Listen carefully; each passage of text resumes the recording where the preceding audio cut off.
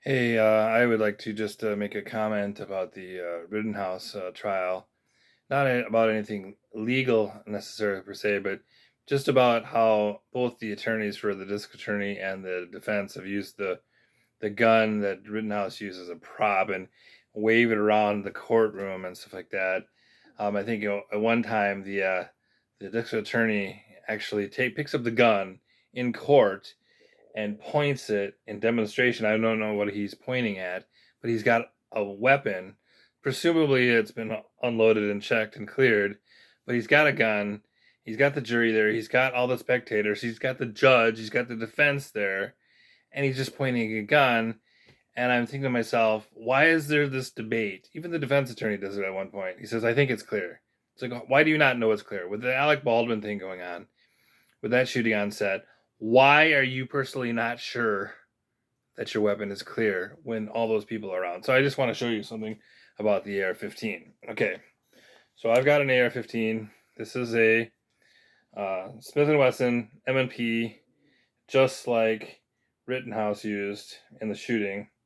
And I just want to show you something very quick about the safety of this gun.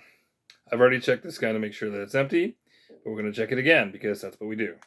Always assume that the gun is loaded, right? So this gun on the reverse side has that button right there. That is a latch catch. It's a latch catch. What it does is you push the button open, you pull the charging handle, you lock it back, you push that button in, it holds the bolt to the rear so that you can see that your weapon is clear. And when you inspect your weapon, you can see that the bolt is clear. Now, there's a couple of things you could do that. You could just keep it like that, and you could put it on safe, make sure that it's on safe, and you can drop the bolt catch and just keep it on safe. Or you can do something else, and I'm just gonna dry fire it here, make sure I can do it, because one thing that you can do with this gun, once it's fired, you can't put it back on safe. You can actually take the bolt out and render this gun useless. And it's very easy to do. You just pull this pin and it pops open. The upper receiver separates nicely from the lower receiver like this. And you pull the whole bolt out, including that silver piece right there. That's the firing pin. You can remove the firing pin, pull the bolt back, or you just leave the whole bolt carrier out. And now this gun will not fire. It's basically all the things that make it go boom are gone. You've got the bolt in your hand with the firing pin. And this gun, no matter what you do with it, will not go boom. Okay, so for the I don't know why the sheriff's deputies in this trial do not render this gun in this format just for the safety.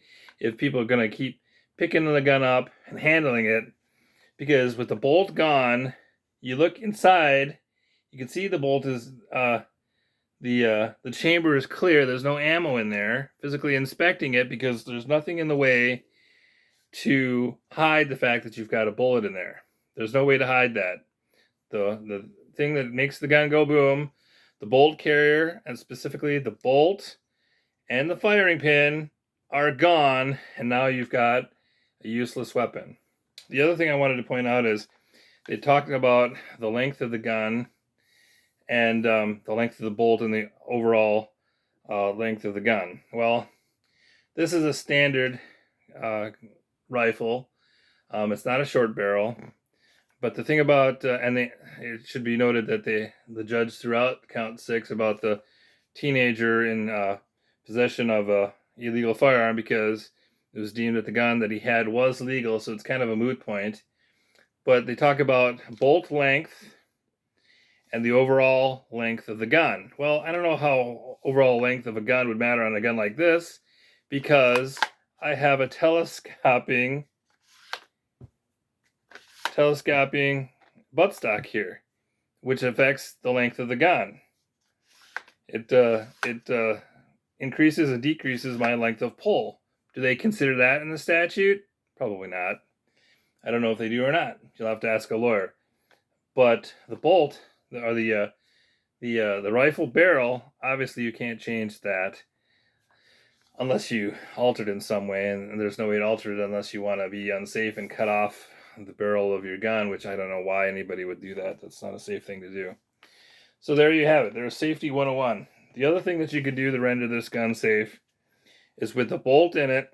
You take it, you lock your bolt to the rear, and you can put a plastic flag in here that basically is a piece of plastic that jams up in there, and it's got a orange flag. What you do is you lower the bolt on the flag. It prevents the bolt from fully advancing and locking, so that's another visual cue. When the flag is in there, the bolt doesn't close, and you know that the gun is clear because the safety flag is there. So I hate it when I watch these cases and you got these people using the gun as a prop. They have no idea how to safely render that gun safe, and they start pointing it like it's a toy, like Alec Baldwin or something like that. They should really have someone managing that, making sure that everybody's safe. That's my rant for today. All right, have a good day, TikTok. You're welcome.